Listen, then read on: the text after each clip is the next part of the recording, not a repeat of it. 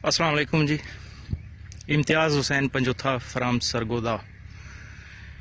ये हमारे 42 इंच के रेज बेड हैं और उसके ऊपर मल्चिंग की गई है। कुछ हिस्सा ऐसा है जहाँ पे मल्चिंग नहीं की गई और जैसे ही प्लांटिंग करेंगे कमाद की नर्सरी लगाएंगे साथ ही मल्चिंग कर देंगे। तो आज पानी हमने लगा दिया है। 48 घंटे के बाद देखेंगे कि 42 इंच के रेज बेड पे रेज पहुंचता है या नहीं पहुंचता। तो इंशाल्लाह पहुंचेगा।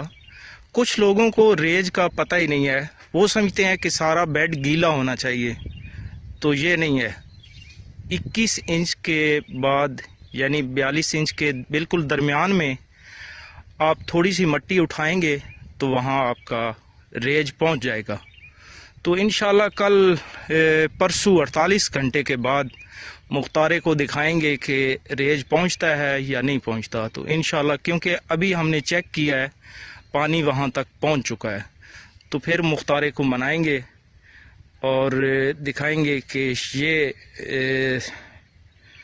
रेज बेड पूरा जो है इस पे वत्तर पहुंच चुका है। Thank you ji.